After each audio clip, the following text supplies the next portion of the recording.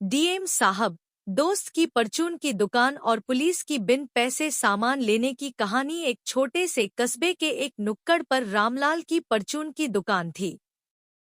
रामलाल एक ईमानदार और मेहनती व्यक्ति था, जो वर्षों से अपनी दुकान चला रहा था। उसकी दुकान पर हर रोज कस्बे के लोग जरूरत की चीजें खरीदने आते थे। यही दुकान उसकी रोजी रोटी का जरिया थी। रामलाल का एक पुराना दोस्त था, अजय। अजय अब उस कस्बे का जिला मजिस्ट्रेट डीएम बन चुका था। बचपन के दिनों से ही दोनों गहरे दोस्त थे। अजय जब भी फुर्सत में होता तो रामलाल की दुकान पर बैठकर अपनी पुरानी यादें ताज़ा करता था। रामलाल भी अपने दोस्त को देखकर बहुत खुश हो जाता था। एक दिन अजय यूं ही रामलाल की दुकान पर पहुंच गया। चाय की चुस्कियों के साथ वे दोनों अपनी पुरानी बातें कर रहे थे कि तभी दो पुलिस वाले दुकान पर आ धमके। दोनों पुलिस वाले अपने मोटे डीलडॉल और रोबदार चेहरे के साथ दुकान में घुसते ही सामान उठाने लगे। उन्होंने दुकान के काउंटर से कुछ बिस्कुट के पैकेट, नमकीन और सिगरेट उठाई और बाहर जाने लगे। रामलाल ने हिम्मत जुटाकर कहा, साहब, कम से कम सामान का पैसा तो दे दीजिए। पुलिस वाले, जो शायद ऐसी बातें सुनने के आदी नहीं थे, तमतमाकर बोले, क्यों? क्या तेरी दुकान सरकारी ठेके से चल रही है जो हमसे पैसा मांगेगा? हमें हर जगह मुफ्त सेवा मिलती है। समझा? रामलाल की यह बात सुनकर डीएम अजय, जो पास ही बैठा था, चौंक गया। उसने महसूस किया कि उसके सामने एक ऐसा अन्याय हो रहा था जिसे वह नजरअंदाज नहीं कर सकता था। लेकिन अजय ने तुरंत कुछ कहने के बजाय यह सोचा कि इसे समझदारी और बिना किसी हंगामे के सुलझाना होगा। अजय ने एक शांत स्वर में पुलिसवालों से पूछा, आप दोनों किस थाने से हैं? उनमें से एक पुलिस वाले ने, बिना यह जाने कि सामने कौन बैठा है, तिरस्कार से कहा, तुम्हें इससे क्या मतलब? अपनी दुकान संभालो। अजय ने मुस्कुराते हुए कहा, नहीं, मैं बस यूं ही पूछ रहा था। आप दोनों का नाम क्या है? पुलिस वालों को यह सवाल थोड़ा अजीब लगा। उनमें से एक ने घूरते हुए कहा, क्या तुम नया नया नेता बना है? ज्यादा सवाल मत पूछो। सामान उठाया है तो उठाया है। चल भाई। पुलिस वाले जाने लगे, लेकिन तभी अजय ने अपने फोन से उनके सामान उठाने का वीडियो बनाना शुरू कर दिया। यह देखकर दोनों पुलिस वाले ठिठक गए। अब उन्हें समझ आ गया कि मामला गंभीर हो सकता है। देखिए साहब, अजय ने कहा, आप लोग कानून के रक्षक हैं। अगर आप ही ऐसी हरकत करेंगे तो आम जनता आपसे क्या उम्मीद करेगी? यह वीडियो मैं सीधा एसपी साहब को भेज दूं या आप लोग खुद ही इस मामले को सुलझाना चाहेंगे? पुलिस वालों का चेहरा सफेद पड़ गया। उनमें से एक ने घबराते हुए कहा, साहब, माफ कीजिए, हमें नहीं पता था कि आप कौन हैं। हमसे गलती हो गई। रामलाल, जो अब तक चुपचाप खड़ा था, ने कहा, गलती इंसान से होती है, लेकिन साहब, ये गलती रोज होती है। आप जैसे कई लोग आते हैं और बिन पैसे सामान लेकर चले जाते हैं। यह दुकान मेरी मेहनत का नतीजा है। अगर हर कोई ऐसे ही करेगा तो मैं अपने बच्चों का पेट कैसे पालूंगा? अजय ने गंभीरता से कहा, रामलाल, अब ऐसा नहीं होगा। ये लोग तुम्हारे पैसे अभी देंगे और मैं इस बात का ध्यान रखूंगा कि भविष्य में तुम्हें ऐसी समस्याओं का सामना न करना पड़े। पुलिस वालों ने तुरंत जेब से पैसे निकालकर रामलाल को दिए और माफी मांगकर वहां से चले गए। अजय ने रामलाल को भरोसा दिलाया कि वह इस घटना की रिपोर्ट एसपी साहब तक पहुंचाएगा और सुनिश्चित करेगा कि ऐसे पुलिसकर्मियों पर कार्रवाई हो। उस दिन के बाद रामलाल की दुकान पर कभी किसी पुलिस वाले ने बिना पैसे सामान लेने की हिम्मत नहीं की। रामलाल ने अपने दोस्त अजय का शुक्रिया अदा किया और उनकी दोस्ती और भी गहरी हो गई। इस घटना ने पूरे कस्बे को यह संदेश दिया कि कानून सभी के लिए समान है चाहे वह आम नागरिक हो या कोई अधिकारी। अजय ने यह साबित कर दिया कि सही इंसान अगर सही जगह पर हो तो वह समाज में सकारात्मक बदलाव ला सकता है। रामलाल की दुकान और डीएम अजय की न्यायप्रियता। पुलिसवालों के माफी मांगने और पैसे चुकाने के बाद दुकान पर सन्नाटा छा गया। अजय ने रामलाल को पानी का गिलास देते हुए कहा, देख भाई, ये छोटी छोटी बात नहीं है। यह उन आदतों का हिस्सा है जो सिस्टम को कमजोर करती हैं। आज ये तुझे परेशान कर रहे हैं, कल किसी और को करेंगे। इसे यहीं खत्म नहीं करना चाहिए। रामलाल ने थोड़ी हिचकिचाहट के साथ कहा, अजय, मुझे डर लगता है। अगर मैंने ज्यादा विरोध किया तो ये लोग फिर से मुझे परेशान कर सकते हैं। अजय ने उसकी बात गंभीरता से सुनी। वह जानता था कि रामलाल का डर जायज है। गांव देहात में अक्सर पुलिस और अन्य सरकारी तंत्रों का दुरुपयोग आम जनता को दबाने के लिए होता है। लेकिन अजय के मन में ठान चुका था कि वह इस स्थिति को बदलेगा। अजय की योजना। अगले दिन अजय ने अपनी गाड़ी में बैठकर जिले के एसपी कार्यालय का दौरा किया। एसपी विनोद कुमार एक सख्त लेकिन न्यायप्रिय अफसर थे। अजय ने उनसे पुलिस वालों की घटना का जिक्र किया और दुकान पर पुलिस के ऐसे बर्ताव की शिकायत की। एसपी ने तुरंत उन दोनों पुलिसवालों को तलब किया। दोनों, जिनके नाम सुभाष और रमेश थे, एसपी के सामने खड़े कांप रहे थे। तुम्हें पता है कि तुमने कितनी बड़ी गलती की है, एसपी ने गरजते हुए कहा। सुभाष ने सिर झुकाकर कहा, साहब, हमें गलती का एहसास हो गया है। यह आदत हमें पुराने अफसरों से मिली थी। हमने सोचा यह चलता रहेगा। चलता रहेगा? ये वही सोच है जो सिस्टम को सड़ने देती है। तुम दोनों को निलंबित किया जाता है। और हाँ, कस्बे के सभी दुकानदारों से माफी मांगो और यह सुनिश्चित करो कि ऐसा दोबारा न हो, एसपी ने कठोर लहजे में कहा। कस्बे में बदलाव की शुरुआत। इस घटना के बाद कस्बे में चर्चा का विषय बन गया कि डीएम साहब ने रामलाल की मदद की। कई दुकानदार जो अब तक पुलिस के डर से चुप थे, अपने अपने अनुभव लेकर रामलाल के पास आने लगे। रामलाल ने देखा कि उसका अकेलापन खत्म हो रहा है। अब वह समझ गया था कि उसकी तरह और भी लोग इस समस्या से परेशान थे। उसने अजय से कहा, अजय, अगर तुम कुछ ऐसा कर सको जिससे इन सब लोगों की समस्या खत्म हो, तो यह कस्बा तुम्हारा एहसानमंद रहेगा। अजय ने हंसते हुए कहा, रामलाल, मैं यहाँ सिर्फ तुम्हारा दोस्त नहीं, इस जिले का जिम्मेदार अफसर भी हूँ। मुझे इस बदलाव को बड़े स्तर पर लागू करना होगा। जिले का नया नियम। अजय ने सभी दुकानदारों के लिए एक बैठक बुलाई। उसने उनसे उनके अधिकारों और शिकायतों को समझाया। साथ ही एक हेल्पलाइन नंबर जारी किया, जहां कोई भी दुकानदार या व्यापारी पुलिस या अन्य सरकारी अफसरों द्वारा की गई जबरदस्ती की शिकायत कर सकता था। इसके अलावा अजय ने आदेश जारी किया कि कोई भी सरकारी अफसर किसी दुकान से बिना भुगतान सामान नहीं ले सकता। अगर ऐसा पाया गया तो उसे सख्त सजा दी जाएगी। इस आदेश के बाद कस्बे में एक नई ऊर्जा का संचार हुआ। लोगों को यह एहसास हुआ कि अब उनके पास कोई है जो उनकी सुनने वाला है। पुलिस वालों का बदला लेने का प्रयास। हालांकि सुभाष और रमेश इस फैसले से खुश नहीं थे।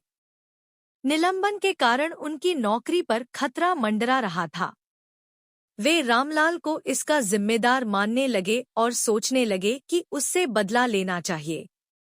एक रात जब रामलाल अपनी दुकान बंद कर रहा था, सुभाष और रमेश अंधेरे में उसके पास पहुंचे। रामलाल, तुझे नहीं पता कि तूने हमसे पंगा लेकर कितनी बड़ी गलती की है, सुभाष ने धमकाते हुए कहा। रामलाल घबरा गया, लेकिन उसने हिम्मत जुटाकर कहा, मैंने कोई गलती नहीं की।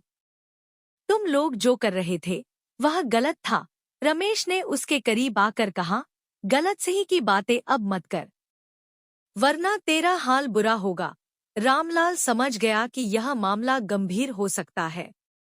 उसने तुरंत अपने मोबाइल से अजय को फोन किया और पूरी बात बताई। अजय की त्वरित कार्रवाई। अजय ने तुरंत एसपी को सूचना दी। एसपी ने सुभाष और रमेश को गिरफ्तार करवाया। इस बार उनकी गलती माफ नहीं की गई। उन पर सरकारी पद का दुरुपयोग और एक व्यापारी को धमकाने के आरोप में केस दर्ज हुआ।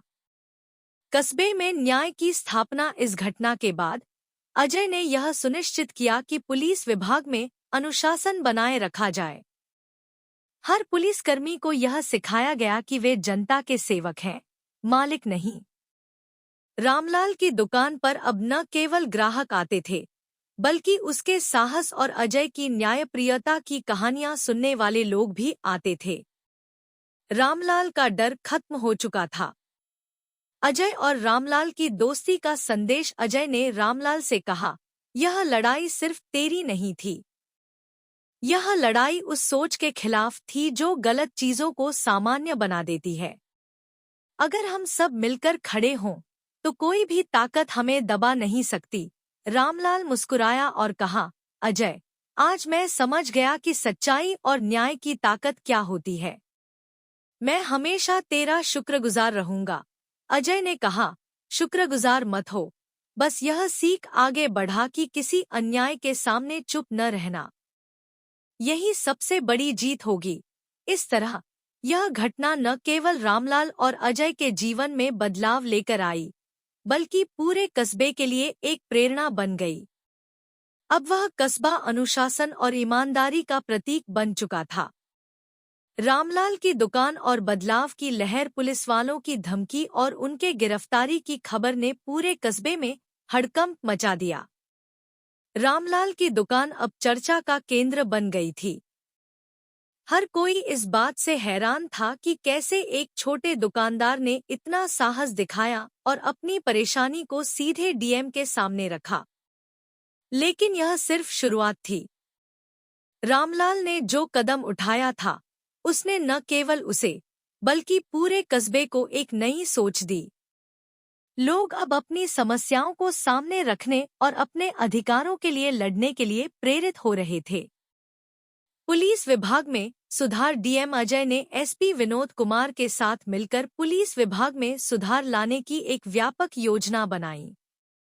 एक पुलिस अधिकारियों की नियमित समीक्षा। हर महीने पुलिस कर्मियों के व्यवहार और कार्यशैली की समीक्षा की जाने लगी। यह सुनिश्चित किया गया कि कोई भी अधिकारी अपने पद का दुरुपयोग न करे। 2. जनता के साथ संवाद। अजय ने हर हफ्ते एक जनता दरबार आयोजित करना शुरू किया, जहां लोग अपनी समस्याएं सीधे पुलिस और प्रशासन के सामने रख सकते थे। इस दरबार का उद्देश्य था आम जनता को यह विश्वास दिलाना कि वे अकेले नहीं हैं। 3. शिकायत तंत्र का सशक्तिकरण। कस्बे में हेल्पलाइन नंबर के अलावा अजय ने एक ऑनलाइन पोर्टल भी शुरू किया, जहां लोग अपनी शिकायतें गुमनाम रूप से दर्ज करा सकते थे। यह पोर्टल अत्यंत प्रभावी साबित हुआ, क्योंकि अब लोग बिना डर के अपनी बात रख सकते थे। रामलाल की नई पहचान। रामलाल अब सिर्फ एक दुकानदार नहीं रहा, वह लोगों के लिए साहस और ईमानदारी का प्रतीक बन गया। हर कोई उसकी दुकान पर आता, उससे अपनी समस्याएं साझा करता और सलाह मांगता। रामलाल ने महसूस किया कि उसका संघर्ष सिर्फ उसकी दुकान तक सीमित नहीं था। उसने अन्य दुकानदारों और छोटे व्यापारियों के साथ एक व्यापारी संघ का गठन किया। इस संघ का उद्देश्य था व्यापारियों की समस्याओं को एकजुट होकर प्रशासन के सामने रखना और उनके अधिकारों की रक्षा करना। बदले की नई साजिश। हालांकि सब कुछ इतना आसान नहीं था। सुभाष और रमेश जैसे पुलिस वाले और कुछ भ्रष्ट लोग, जो अब तक अपनी मनमानी करते आ रहे थे, रामलाल और अजय से नाराज थे। सुभाष और रमेश ने जेल में रहते हुए कस्बे के कुछ दबंग लोगों से संपर्क किया। वे रामलाल को सबक सिखाने के लिए नई साजिश रचने लगे। एक रात रामलाल की दुकान पर तोड़फोड़ की गई। उसकी दुकान का शटर तोड़ दिया गया और सामान इधर-उधर बिखेर दिया गया। रामलाल को यह देखकर गहरा धक्का लगा। अजय की कड़ी प्रतिक्रिया। अगले ही दिन अजय ने इस मामले की पूरी जांच का आदेश दिया। सीसीटीवी फुटेज के आधार पर तोड़फोड़ करने वालों की पहचान की गई। पता चला कि ये वही लोग थे जो सुभाष और रमेश के इशारे पर काम कर रहे थे। अजय ने इस बार सख्त कदम उठाने का फैसला किया। उसने इन लोगों पर मुकदमा दर्ज करवाया और यह सुनिश्चित किया कि सुभाष और रमेश की सजा बढ़ाई जाए। कस्बे में जागरूकता की लहर। इस घटना ने कस्बे में जागरूकता की एक नई लहर पैदा कर दी। लोग अब न केवल अपने अधिकारों को समझने लगे थे, बल्कि अपने कर्तव्यों को भी। एक शिक्षा का महत्व। अजय ने महसूस किया कि अधिकतर लोग अपनी समस्याओं को इसलिए नहीं उठा पाते क्योंकि वे अपने अधिकारों के बारे में नहीं जानते। उसने कस्बे में नियमित रूप से कानूनी साक्षरता शिविर आयोजित करवाए। 2. युवाओं की भागीदारी। अजय ने युवाओं को जोड़ने के लिए कई कार्यक्रम शुरू किए। उसने स्कूलों और कॉलेजों में नैतिक शिक्षा पर जोर दिया ताकि अगली पीढ़ी ईमानदार और साहसी बन सके। 3. महिलाओं का सशक्तिकरण। अजय ने महिलाओं को आत्मनिर्भर बनाने के लिए कई योजनाएं शुरू की। रामलाल की पत्नी सुनीता को इस कार्यक्रम का नेतृत्व करने के लिए चुना गया। सुनीता ने गांव की महिलाओं को सिलाई, कढ़ाई और अन्य हुनर सिखाना शुरू किया। रामलाल और अजय की दोस्ती का असर। रामलाल और अजय की दोस्ती अब पूरे जिले में मिसाल बन चुकी थी। दोनों ने मिलकर यह साबित किया कि एक आम आदमी और एक प्रशासनिक अधिकारी मिलकर बड़े बदलाव ला सकते हैं। रामलाल ने एक दिन अजय से कहा, अजय, जब तू पहली बार मेरी दुकान पर आया था तो मैंने सोचा भी नहीं था कि मेरी जिंदगी इतनी बदल जाएगी। अब मैं खुद को कमजोर नहीं महसूस करता। अजय ने मुस्कुराते हुए कहा, रामलाल, यह बदलाव सिर्फ मेरी वजह से नहीं हुआ। यह तेरे साहस और ईमानदारी की जीत है। कहानी का अंत। लेकिन एक नई शुरुआत। कस्बा अब पूरी तरह से बदल चुका था। लोग अब एकजुट होकर अन्याय का विरोध करते थे। रामलाल की दुकान केवल एक परचून की दुकान नहीं रही, यह न्याय और साहस का प्रतीक बन गई थी। अजय ने अपने कार्यकाल के अंत तक जिले को एक मिसाल बना दिया। उसने यह दिखा दिया कि अगर प्रशासन और जनता मिलकर काम करें तो कोई भी बदलाव नामुमकिन नहीं है। रामलाल और अजय की यह कहानी एक प्रेरणा बनकर रह गई, जो यह सिखाती है कि सच्चाई, साहस और ईमानदारी से किसी भी चुनौती का सामना किया जा सकता है। रामलाल और डीएम अजय, न्याय और बदलाव की नई कहानी। पुलिस वालों के निलंबन और कस्बे में सुधार की शुरुआत के बाद रामलाल की जिंदगी में एक नई जिम्मेदारी आ गई थी। वह अब सिर्फ परचून की दुकान चलाने वाला आम आदमी नहीं रहा। उसकी हिम्मत और डीएम अजय के समर्थन ने उसे कस्बे के लोगों का हीरो बना दिया। लेकिन हर बदलाव की राह में चुनौतियां भी आती हैं। रामलाल का संघर्ष जारी। रामलाल की दुकान पर अब लोग न केवल सामान खरीदने आते थे, बल्कि अपनी समस्याएं भी साझा करने लगे थे। व्यापारी संघ की बैठकों में रामलाल ने महसूस किया कि कस्बे में भ्रष्टाचार और भय का माहौल अभी भी पूरी तरह खत्म नहीं हुआ था। एक दिन कस्बे के एक किसान शंकर रामलाल के पास आया। शंकर की जमीन पर कुछ दबंग कब्जा करने की कोशिश कर रहे थे। शंकर ने कई बार थाने में शिकायत की, लेकिन कोई कार्रवाई नहीं हुई। रामलाल भाई, मुझे लगता है कि तुम्हें और डीएम साहब को ही कुछ करना होगा। मेरी जमीन मेरे बच्चों का पेट पालने का एकमात्र जरिया है, शंकर ने रोते हुए कहा। रामलाल ने अजय से यह बात साझा की। अजय ने तुरंत शंकर के मामले की जांच के आदेश दिए। यह पता चला कि पुलिस और दबंगों की मिलीभगत से शंकर की जमीन पर कब्जा किया जा रहा था। अजय ने इस मामले में न केवल दबंगों पर कार्रवाई की, बल्कि उन पुलिसकर्मियों को भी सस्पेंड किया जो इस अपराध में शामिल थे। कस्बे में भरोसे की वापसी। इस घटना के बाद कस्बे के लोगों का विश्वास प्रशासन पर बढ़ने लगा। लोग अब समझने लगे थे कि अन्याय के खिलाफ आवाज उठाना ही एकमात्र रास्ता है। अजय ने गांव-गांव में लोक सुनवाई शुरू की, जहां लोग अपनी समस्याएं सीधे डीएम और एसपी के सामने रख सकते थे। इन बैठकों में रामलाल हमेशा मौजूद रहता था। उसकी उपस्थिति लोगों को यह भरोसा देती थी कि उनके साथ न्याय होगा। व्यापारी संघ का विस्तार रामलाल ने अपने व्यापारी संघ को और मजबूत किया। अब यह संघ न केवल व्यापारियों के हितों की रक्षा करता था, बल्कि समाज के हर वर्ग की समस्याओं पर भी ध्यान देता था। संघ ने शिक्षा, स्वास्थ्य और स्वच्छता जैसे मुद्दों पर काम करना शुरू किया। रामलाल ने सुनीता और कस्बे की अन्य महिलाओं को संघ में शामिल किया।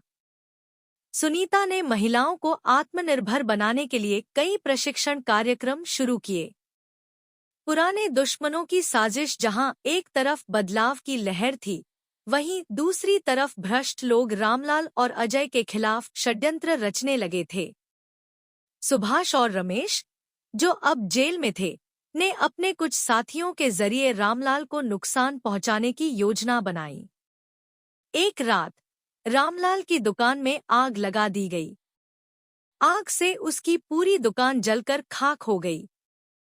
यह खबर पूरे कस्बे में आग की तरह फैल गई। रामलाल के लिए यह एक बड़ा झटका था। उसकी मेहनत से बनाई गई दुकान अब सिर्फ राख बन चुकी थी। डीएम अजय की मदद रामलाल की हालत देखकर अजय का दिल पसीज गया। उसने तुरंत एक आपातकालीन राहत योजना बनाई। कस्बे के व्यापारियों और प्रशासन की मदद से रामलाल को एक नई दुकान खोलने के लिए आर्थिक सहायता दी गई। अजय ने इस घटना की जांच का आदेश दिया। पुलिस ने साक्ष्य जुटाकर उन लोगों को गिरफ्तार किया जो इस षड्यंत्र में शामिल थे। कस्बे का कायाकल्प रामलाल की नई दुकान खुलने के बाद वह और भी मजबूत हो गया। उसने यह तय कर लिया कि वह इस अन्याय के खिलाफ तब तक लड़ता रहेगा जब तक कस्बे से भ्रष्टाचार पूरी तरह खत्म नहीं हो जाता। डीएम अजय ने रामलाल की दुकान का उद्घाटन करते हुए कहा, रामलाल, तुमने साबित कर दिया है कि ईमानदारी और साहस से हर बाधा को पार किया जा सकता है। यह दुकान केवल व्यापार का स्थान नहीं है, यह न्याय और बदलाव का प्रतीक है। महिलाओं और युवाओं की भागीदारी। रामलाल और सुनीता ने मिलकर महिलाओं और युवाओं के लिए कई कार्यक्रम शुरू किए। 1. महिलाओं का सशक्तिकरण। सुनीता ने महिलाओं के लिए एक स्वावलंबन केंद्र शुरू किया, जहां वे सिलाई, कढ़ाई और छोटे उद्योगों के लिए प्रशिक्षण लेती थी। 2. युवाओं के लिए रोजगार। अजय ने प्रशासन के माध्यम से युवाओं को कौशल विकास के लिए कई योजनाओं से जोड़ा।